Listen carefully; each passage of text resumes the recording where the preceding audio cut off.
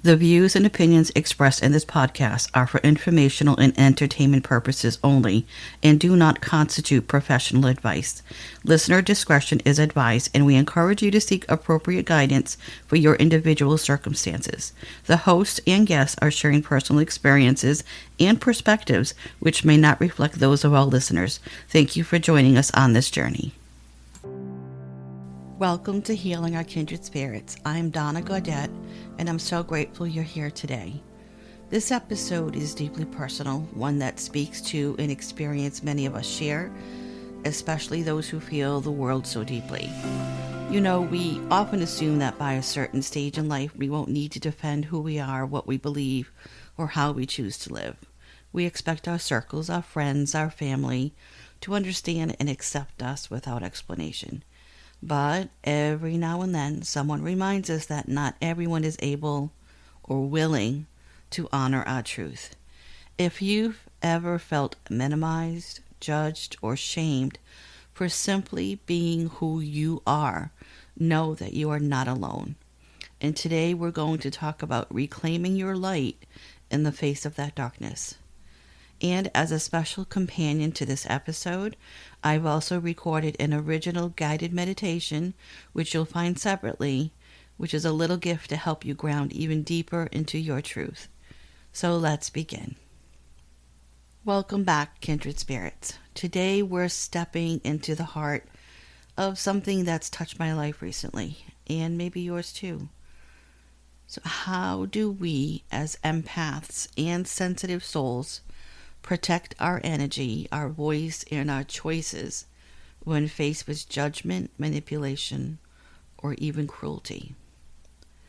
It's especially when that judgment comes from those who are in our inner circle or even family. This isn't about playing the victim. It's about reclaiming our dignity, standing tall, and refusing to let anyone dim our light. So a few weeks ago, I experienced something that stirred up old wounds and prompted this conversation. Without sharing too many specifics, I had commented kindly on a social media post by an estranged family member. Innocent enough, but someone connected to her took it upon themselves to attack my character publicly, twisting my beliefs, mocking my spirituality, and attempting to shame me into silence. The ridicule wasn't subtle, it was loud, and it was ugly. This wasn't new territory for me. I have been judged many times in life, both publicly and privately, and throughout my life I have often felt the need to defend my beliefs, my education, even my spiritual gifts, even the quiet way I move through the world. There is a lifetime of learning to tuck parts of myself away just to avoid becoming a target. I've had to hide the beautiful gifts Spirit gave me because there are people who, rather than seeking to understand, they rush to judgment, weaponizing differences as if it were a crime. Let me take you back to something sweeter, something that shaped how I see the world. When my grandkids were little, my two oldest ones were little, we spent hours outdoors building fairy houses from twigs and moss, crafting tiny fairy doors to place at the base of the trees. We believed together that the forest was alive with magic, and where we lived there was woods all around us. And so it was the perfect backdrop to teach my grandkids about nature and about a reverence for nature and to appreciate and respect what's around them. So we would leave little pieces of candy tucked into the trees on top of the roots, or even on top of the stumps for fairies. We had read stories about how fairies love sweet treats. And I wanted them to use their imagination, their wide-eyed wonder, and their belief in things unseen. It was pure, and it was untouched by anything that's cynicism, or considered cynicism. I taught them to hug trees, to listen to the quiet whispers of the woods, to sit long enough to hear nature speaking back, to hear the birds, to hear the quiet, to hear the silence, the rustle of the leaves, to use their imagination. And it wasn't about fairy tales in the childish sense. It was about reverence, about presence, about trusting that there are forces of good, wonder, and even mystery woven into the fabric of our everyday world. And even now, there are fairy dots tucked throughout my home and my garden, and there's a quiet rebellion against the world that often demands that we outgrow magic. When we stop believing in things that we once revered when we were children, it loses the magic, doesn't it? So these practices, this nurturing of spirit and connection to nature, are very sacred to me, and they ground me. And I refuse to apologize for them. When I received that cruel comment online, my first instinct was the old one: defend myself, set the record straight, make them understand. Does this sound familiar? Is this your go-to default setting? It used to be mine, but then I paused. I remember the mission I set up for myself when I began this podcast: to lead with authenticity, not reaction, to choose peace over chaos, and to protect my energy as fiercely as I protect my hope and my faith. Instead of unleashing anger, I responded simply. I said, I'm sorry you feel that way. I don't know what your problem is with me, but I wish you a beautiful day, and I choose kindness. And that has been my default response to many things online when people can be so abrasive with their comments or disagree with what you write or you post. Just on generic posts regarding anything that's out there, whether it's something I saw on HGTV or something political. If somebody comes back and starts bashing me, my default mechanism is to say, I'm sorry you feel that way. I believe we are all entitled to our opinion. I choose kindness. I hope you have a wonderful day. And that usually deflects the nature of their anger a little bit. And I have had a great response to that comeback, so to speak, or that response. So going back to the post, without engaging further, I deleted and I blocked the comment as well as the person who made it.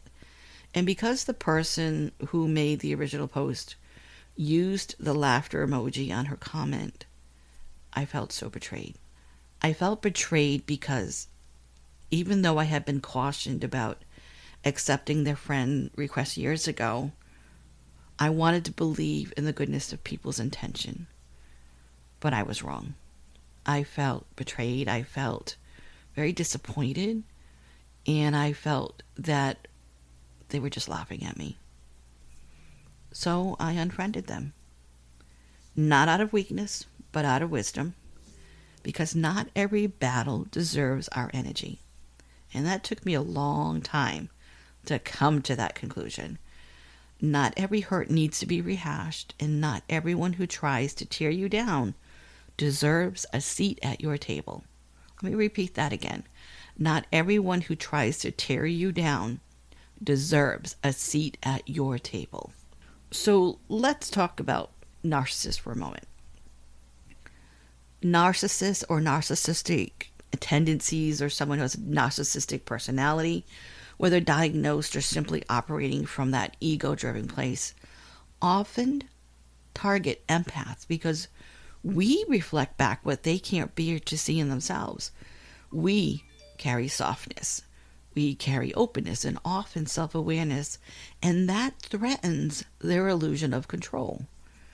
So is there someone from your past or even your present that fits that definition, that may be trying to diminish or extinguish your light?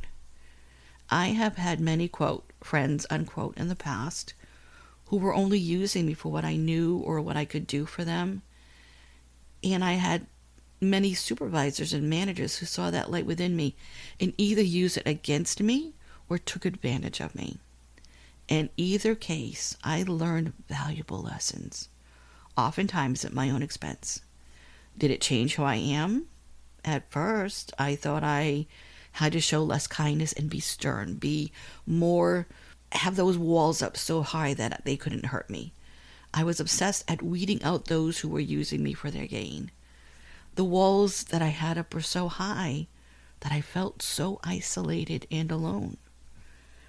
And then I realized that by shutting everyone out, by thinking everyone was going to act the same toward me, that I could be missing on some great friendships. And sadly, or maybe in a good way, I have very few true friendships. And that is both by choice and necessity. But here's something I want you to hear clearly. Being an empath is not a weakness. It's a sacred gift and a sacred strength. Let me repeat that again. Being an empath is not a weakness. It's a sacred gift and a sacred strength. Your depth of feeling is not the problem. The problem is when people try to exploit it for their own agenda or for their own narrative. And we've all known people like that. You are not here to shrink yourself to make others comfortable.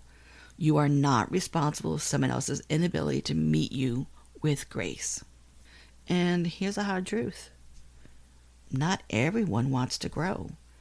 Not everyone wants to awaken. And not everyone will see the sacredness in your journey.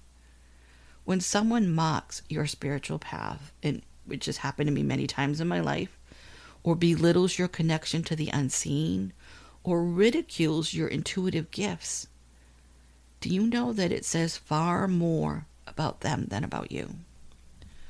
Oftentimes, people resist the idea of free will because it forces them to confront their own choices. And if they've built their life on denial, they'll do anything to avoid facing it. So then we deal with the ache of not being understood. And this can be a really strong pull. If you've ever been told, you're too sensitive, you're overreacting, oh, you're too woo-woo for me, you're making something out of nothing. Or my favorite, you're too nice. Yes, I got that many times, especially when I was working and when I was teaching. I heard that quite a bit. You do too much. You're too nice. But that was just who I am and who I was and will always be.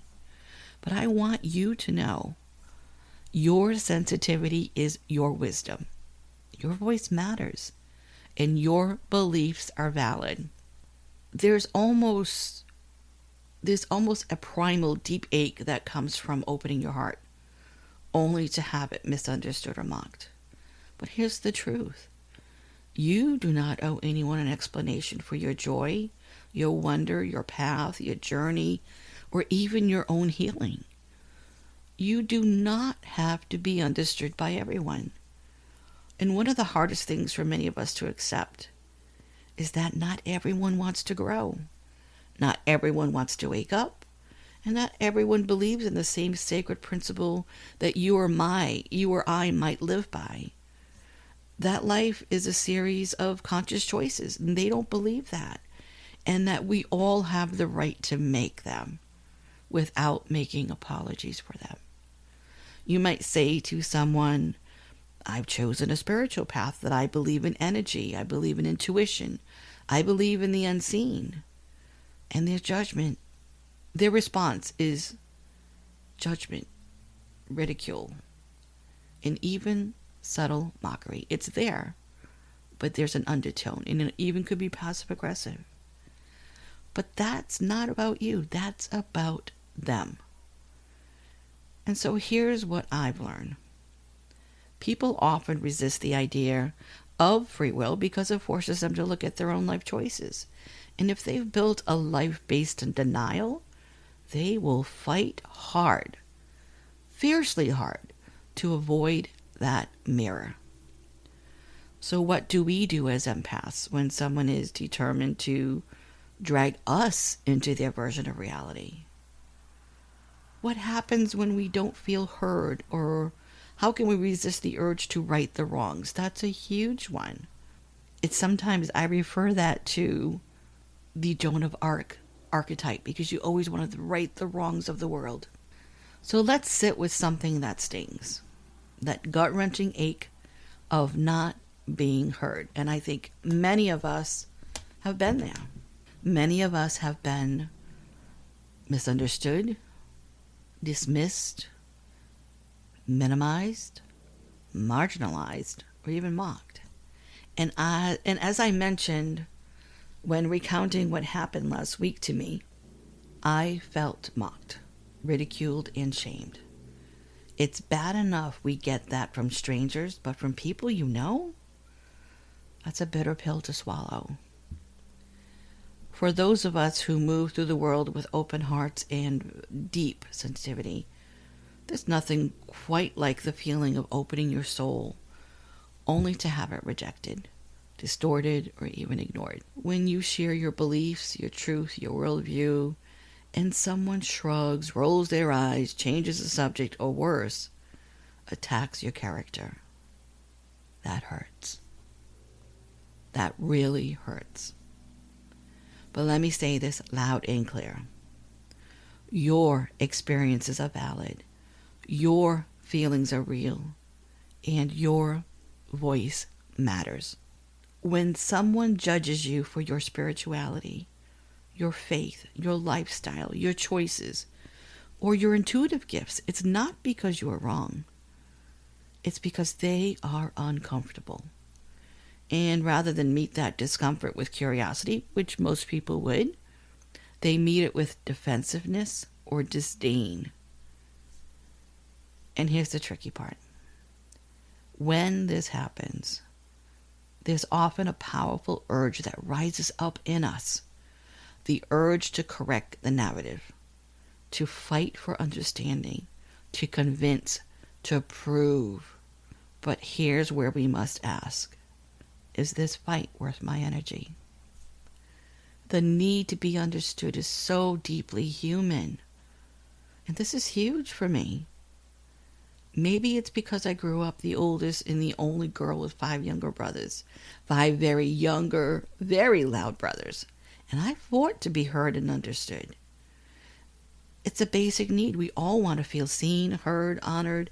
And when someone misrepresents us, especially when it's someone that we know or even someone we care about, it can create this fiery need to fix it. We want to defend our truth. We want to set the record straight. We want to say, no, you've got it all wrong. This is who I really am. But I want to offer something tender yet liberating. You do not need to spend your life trying to correct other people's opinion of you. Their version of you is not your responsibility. Their refusal to hear you does not define your worth. And your peace is far too precious to be spent convincing people who are committed to misunderstanding you, no matter what you say to them. And I'm reminded of a quote by the late, great Dr. Wayne Dyer. And the quote is, "What other people think of me is none of my business." There you go. The end of that nonsense. I know I'm oversimplifying it, but when you come to truly understand that you don't owe anyone your energy or explanation, it becomes easier over time to just let things go. So if you're feeling like your voice doesn't matter, if you're exhausted from trying to explain your heart to people who mock it, if you're tired of justifying your life to people who have never walked a step in your shoes, let this be your reminder. You do not have to fight to be heard in rooms that were never meant for your voice. You do not have to prove your light to those who commit to shadow. And you never, ever have to apologize for living in alignment with your truth. When the urge to defend yourself rises, this is what I'd like you to do. One simple word. Pause.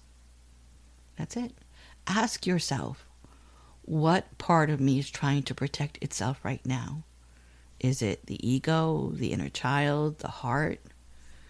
Then take a few deep breaths before you speak. Center yourself in your truth, not in your hurt.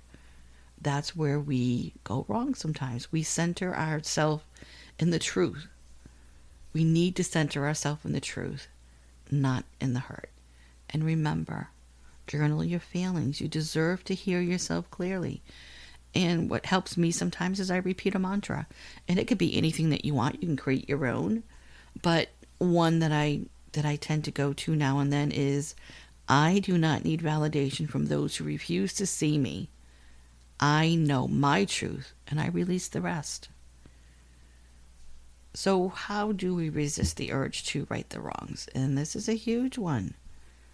I know from personal experience that I have always felt the need to fight to be heard, to feel validated, to right the wrongs. How do we not go to that default? Again, we pause, we ground ourselves in the truth, and we remember these few things. Silence can be holy. Discernment is powerful.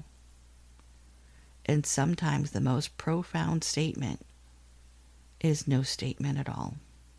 And I want you to remember this truth. You don't owe anyone access to your energy. Not everyone is meant to walk with you, understand you, or agree with you. That's not rejection. That's redirection. Redirection toward your people, your peace, your tribe, your path. Have you ever heard of the Let Them poem by Cassie Phillips? I have this framed in my office and I read it every day.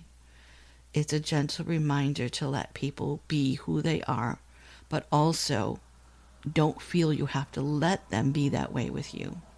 And I'll post the poem on our Facebook group page. It's very powerful. Very, very powerful.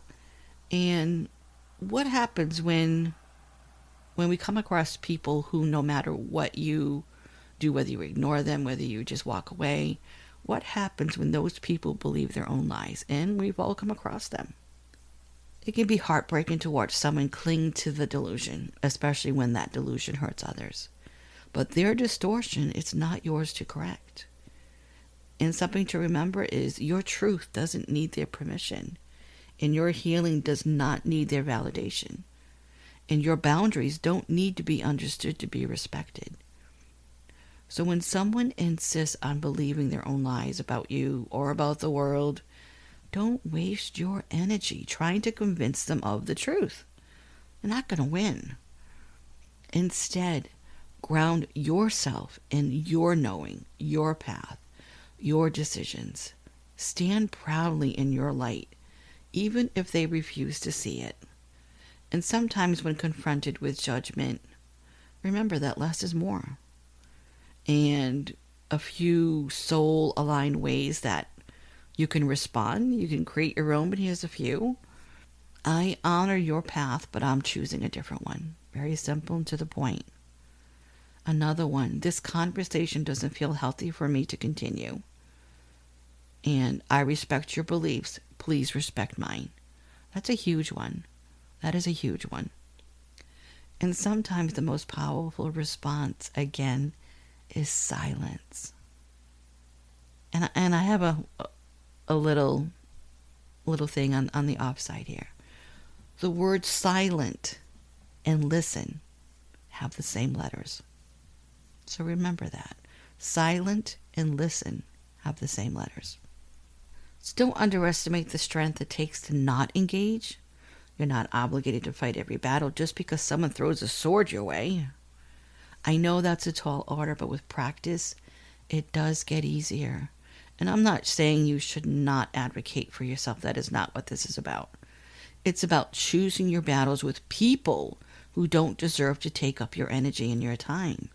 And if you need to go no contact or create strong boundaries, do so without guilt, without apology, and without explanation. So, dear empath, you are not here to be small, quiet, or convenient, or even dim your light to make others comfortable. You are here to walk in truth, to shine your big, beautiful light, and to awaken, to love boldly. Just remember, your softness is a strength, your intuition is a gift, and your boundaries are sacred. When someone tries to dim your light, don't make yourself smaller. Make your light even brighter. And remember, not everyone is meant to walk beside you. So let's breathe together. Inhale and exhale. Inhale and exhale. You are allowed to take up space. You are allowed to walk your path with pride. You are allowed to choose yourself every single day. Always remember that. I want to thank you for spending this sacred time with me today. If this episode resonated with you, I would be honored if you shared it with someone who might need this message too. And don't forget, our companion guided meditation is available separately where you got this podcast to help you anchor even deeper into your own light. And please, if anything, always remember, my dear kindred spirits, you are never too much, and you are always enough. Namaste.